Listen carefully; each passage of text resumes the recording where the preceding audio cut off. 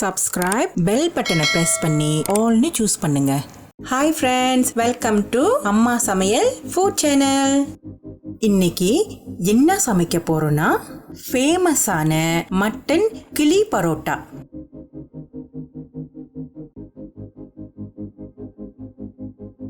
இந்த ரெசிபிக்கு தேவையான பொருட்கள் கீழே டிஸ்கிரிப்ஷன் பாக்ஸ்ல இருக்கு. இன்னைக்கு இந்த கிளி பரோட்டா செய்யறதுக்கு மட்டன் சால்னா எப்படி சமைக்கலான்னு பார்க்கலாம் வாங்க. ஃபர்ஸ்ட் வாங்க இந்த சால்னா செய்யறதுக்கு பேஸ்ட்டை அரைச்சிக்கலாம். பிளெண்டர்ல ஒரு கைப்பிடி அளவு முந்திரி பருப்பு சேர்த்துக்குங்க. 1 டேபிள் ஸ்பூன் கசகசா,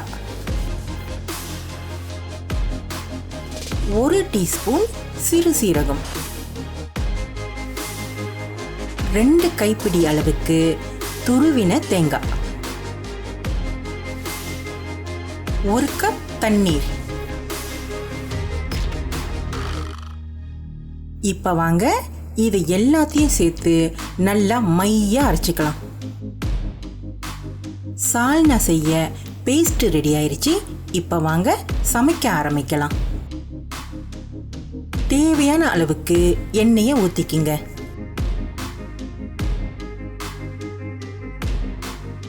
பிரிஞ்சி இலை, ஏலக்காய், பட்டை, லவங்கப்பூ, கிராம்பு இது எல்லாத்தையும் எண்ணெயில சேர்த்துக்குங்க.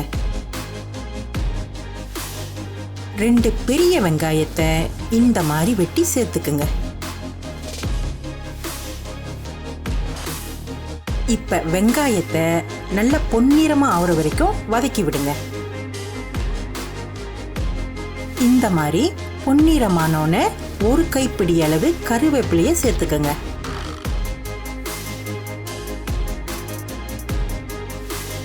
கூடவே கொத்தமல்லியும் சேர்த்துக்குங்க.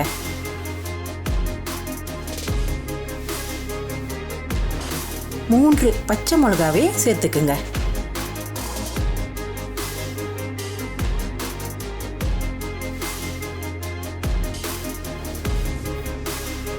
ரெண்டு நடுத்தரமான தக்காளி பழத்தை இந்த மாதிரி வெட்டி சேர்த்துக்குங்க. 1 சிகப்பு மிளகாய்,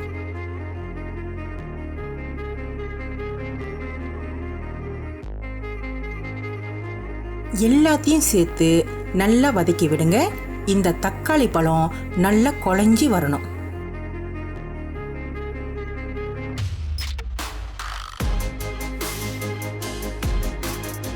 தக்காளி பழம் நல்லா மசிஞ்சி வந்துருச்சு. இப்ப வாங்க வேக வச்ச மட்டன் இறைச்சிகளை சேர்த்துக்கலாம். இங்க பாத்தீங்கன்னா ஒரு 500 கிராம் மட்டன் இறைச்சிகளை பிரஷர் குக்கர்ல வேக வச்சு எடுத்து வச்சிருக்கேன். மட்டனை பிரஷர் குக்கர்ல எப்படி வேக வைக்கணும்னு தெரியணும்னா வீடியோ மேல இல்லைன்னா கீழே லிங்க் இருக்கும், தட்டி பார்த்துக்குங்க.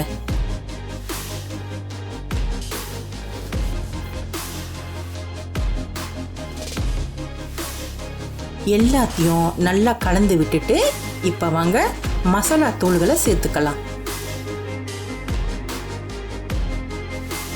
2 டீஸ்பூன் பட்டை மிளகாய் தூள், 2 டேபிள் ஸ்பூன் மல்லித்தூள், 1 டேபிள் ஸ்பூன் சோம்புத்தூள். எல்லாத்தையும் நல்லா கலந்து விட்டு கொதிக்க விடுங்க.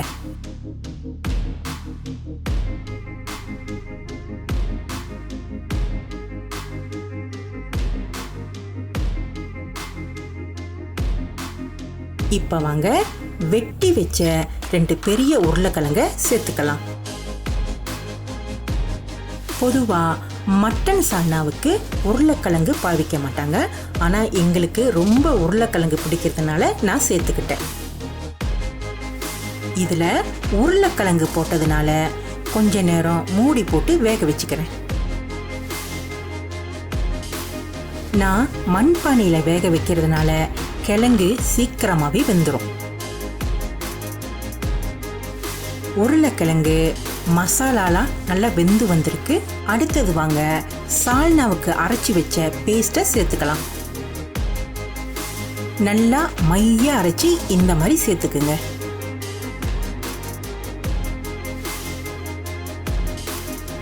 கூடவே தேவையான அளவுக்கு தண்ணீர் சேர்த்துக்குங்க.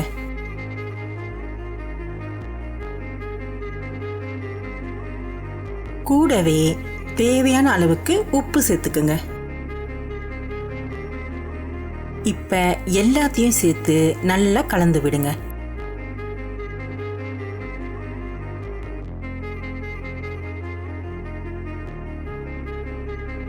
இப்ப இது மிதமான தீயில நல்லா கொதிச்சு வரணும். ஒரு 10 நிமிஷம் நல்லா கொதிக்க விடுங்க.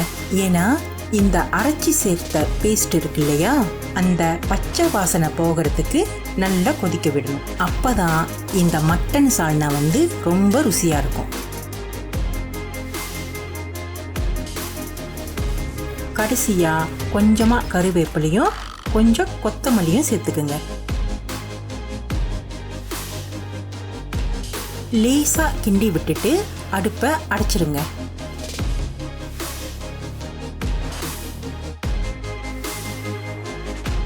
ருசியான மட்டன் சால்னா ரெடி ஆயிருச்சு. இங்க பாருங்க, உருளைக்கிழங்கு மட்டன் எல்லாம் வெந்து பார்க்கறதுக்கே ரொம்ப ருசியா இருக்கு. இந்த மட்டன் சால்னாவை தோசை, இட்லி, இடியாப்பம், சப்பாத்திக்கு கூட வச்சு சாப்பிடலாம். செம்மையா இருக்கும். நான் இன்னைக்கு கிளி பரோட்டா செய்யறதுக்கு பாய்க்க போறேன். சரி, வாங்க ஆரம்பிக்கலாம்.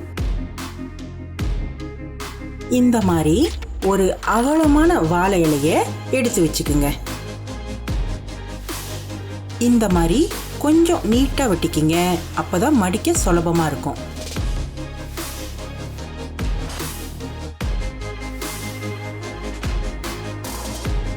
அடுத்தது இந்த வாழை இலை தண்டை இந்த மாதிரி வெட்டிக்கிங்க. நான் இப்ப வெட்டின இலை தண்டை நாறு நாரா பிரிச்சுக்கிறேன். இந்த மாதிரி மெலிசா பிரிச்சுக்குங்க. அப்பதான் நம்ம கிளி பரோட்டா கட்டும் போது ஈஸியா இருக்கும்.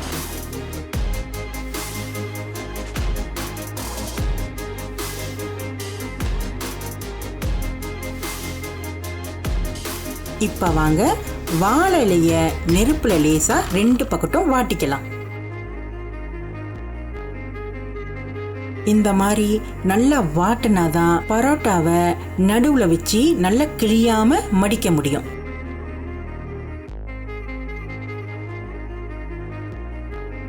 நீங்க இத சுடுதண்ணி ஊத்தி கூட செய்யலாம். ஆனா நெருப்புல வாழை இலைய வாட்டும் போது நல்ல மணமா இருக்கும்.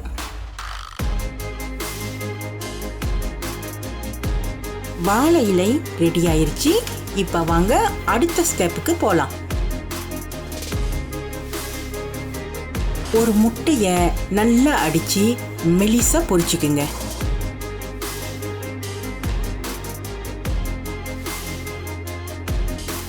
பொரிச்ச முட்டை ரெடி ஆயிருச்சு. அடுத்தது இங்க பாத்தீங்கன்னா ரெஸ்டாரண்ட்ல இருந்து ரொட்டி சனை வாங்கி வச்சிருக்கேன்.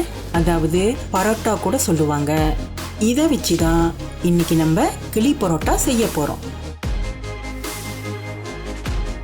மட்டன் சால்னாவும் நல்ல பிரமாதமா வந்திருக்கு. கிளி பரோட்டா செய்யறதுக்கு எல்லாத்தையும் ரெடி பண்ணியாச்சு. இப்ப வாங்க ஆரம்பிக்கலாம். ஃபர்ஸ்ட் கொஞ்சம் சால்னாவை எடுத்து இலையில தடவி விடுங்க.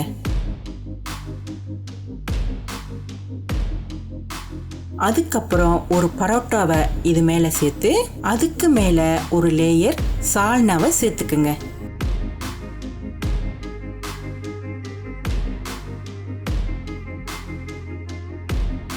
பொரிச்சு வச்ச முட்டைய இதன் மேல வைங்க.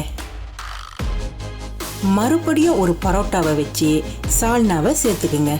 இந்த தடவை இறைச்சி துண்டுகளை கொஞ்சம் அதிகமா வச்சுக்குங்க. இப்ப வாங்க இத மடிச்சுக்கலாம். இத அழகா பொட்டலம் மாதிரி மடிச்சுக்குங்க.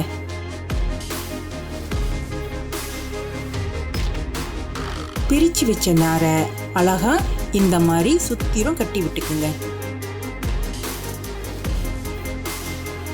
நல்லா இறுக்கமா இந்த மாதிரி கட்டிக்கிங்க. அப்பதான் நல்ல சுவையா இருக்கும். அடுத்தது வாங்க இது தவா கல்லு மேல வச்சு சூடாக்கிக்கலாம். சூடான கல்லுல இந்த மாதிரி கொஞ்சமா தண்ணி சேர்த்துக்குங்க.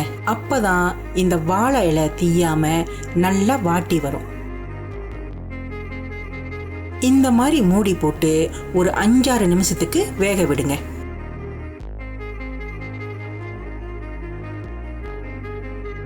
நல்லா வெந்து வந்துருச்சு. இப்ப வாங்க இதை திறந்து பார்க்கலாம்.